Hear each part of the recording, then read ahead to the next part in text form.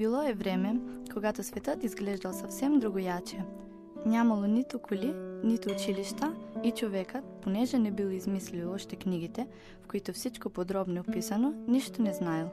Много преди да се родим ние, нашите родители, дори нашите баби и прабаби, имало народи като траките, етруските, египтяните, финикийците и много други. Тези народи обаче отдавна вече ги няма, или поне не се казват вече така. На земите, които обитавали, сега живеят други народи. Там, където едно време са живяли етруските римляните, днес живеят италианците. А траките живеят там, където днес е България. Тези народи, точно както днес, са пътували и търгували помежду си. Учили са се едни от други и така растели заедно в знанието. Едни знаели да правят хляб, други кисело мляко, трети правили добри кораби и лодки. Някои се научили как се правят статуи от мрамор и бронз. Един от тези народи обаче измислил нещо наистина невиждано от тогава. Това била азбуката. Днес всички с благодарност споменават финикийците, които за да общуват по-лесно и бързо при техните пътувания, изпращали писма, с които съобщавали на своите близки къде са и от какво имат нужда. Това се случило много отдавна, преди още да се родят Кирил и Методий. Всъщност, когато хората научили азбуката, започнали да пишат стихове, разкази и театрални пиеси. Досетили се да записват своята история. Но всичко това се правило от образовани хора, от такива, които знаели да четат и пишат. Основният двигател на растежа на един народ е образованието. Всичко това, което днес сме постигнали, е резултат от бавното, но усърдно развитие през вековете във всички области на науката и културата. Познанието, което днес имаме, дължим на обмена на информация и опит между различните поколения през вековете. Когато тракийските земи стават част от Римската империя през 45 година след Христа, по време на император Клавдий, това се отразява благоприятно върху цялото развитие на района. Бързо започнали да се изграждат нови градски центрове, като Рацярия, близо до Видин, Нове, около Свищов, до Росторо, при Силистра, Пауталия, до Кюстендил, Сердика, днешната София, Филипополис, Пловдив, Августа Траяна, Стара Загора, Марцианополис, Девня и още много други. Така във всички градове се наложила разпространената в цялата Римска империя антична култура. Изграждани били красиви площади, храмове и обществени сгради, театри, стадиони и градски барни, водопровод и канализация, павирани улици.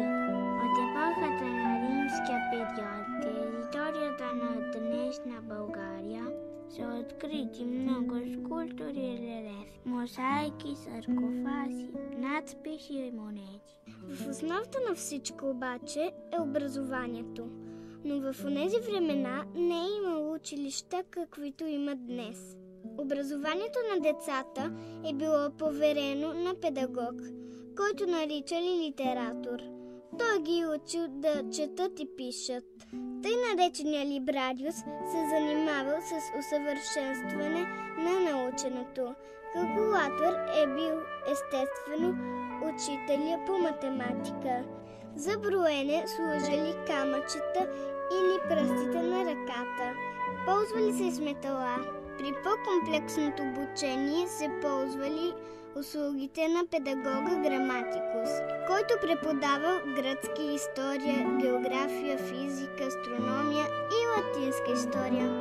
Главният предмет обаче е бил риторика, тъй като за един образован човек изключително важно е било да може да се изказва свободно и красноречиво. По този предмет преподавателя се наричал ретор. Той карал децата да произнасят дълги монолози или учениците трябвало да водят диалози, защитавайки противоположни мнения. Учебната година започва на 24 март на празникът на Минерва, богинята на знанието и на мъдростта. Уроците се провеждали 7 дни в седмицата.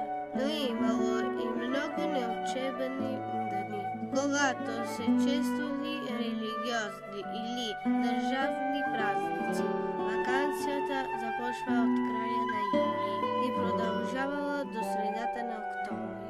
Класовете били съставени от момичета и момчета до 12 години, но на тази възраст са продължавали обучението само момчетата от богатите фамилии. Момичетата са можели да продължат да учат само при частен педагог. Децата са учили в малки помещения, наречени таберне пергола. А когато времето било слънчево и топло, са правили нещо като зелено училище на открито. Учили от сутрин до вечер с малка пауза на обяд. Учениците не стояли на чинове, а сядали на земята или на малки столчета, пишейки на колене. Всички били наредени около седналия на катедрата учител, когато наричали магистър. И тъй като нямало нито учебници, нито тетрадки, пишали на восъчни дъсчици с писалка от метал или от кост. Можем да кажем, че восъчните таблички много приличат на съвременните таблети. Но тъй като восъкът лесно се изтрива, затова хората от античността е трябвало да намерят и други начини, за да съхранят написаното.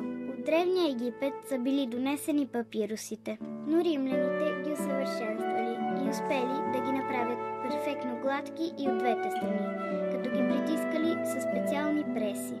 Въпреки удобството, папирусът и пергаментът не успяват да изместят писането върху глина, кожа и восък, защото са били доста скъпи за обикновените хора. По тази причина на папирус и пергамент са писали главно богатите. Писането по тях е ставало с мастило, атраменто, което се получавало чрез смесването на различни материали като смола, сажди или катран. Използвали са също утайка на вино и черната течност от сепия. За писалки са ползвали сламки от тръстика или птичи пера, които се наричали стилус или графиум. За кратки бележки са били използвани восъчни дъскички. Писали са с метален или костен писец, заострен от едната страна и плосък от другата, за да може да се изтрива с него написаното. Изключително разпространено е било и писането по каменните и мраморни плочи на гръцки и на латински. Това са били първите опити за съхраняване на историята. Книгите също не са изглеждали като днешните. Представете си страниците на една дълга книга, залепени една за друга, които оформят една дълга лента. Тя била навивана на руло или свитък и се наричала скапус. От двете страни на лентата имало две дървени пръчки, около които се навивала хартиената лента. За горната пръчка се завързал етикета, на който е било изписано заглавието на книгата. От онези времена до днес е изминало много време. В наши дни всички българи използват една азбука, наречена кирилица.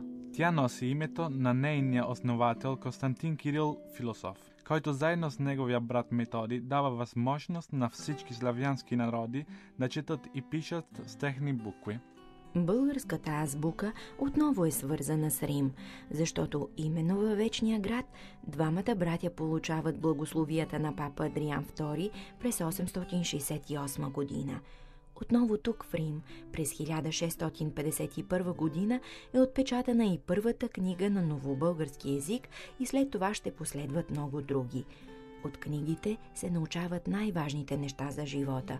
Когато една книга е пълна със силни думи, тя започва да пътува от ръка на ръка, да минава граници и да лети, защото в някои книги пише за важните неща, за правото, равенството и свободата.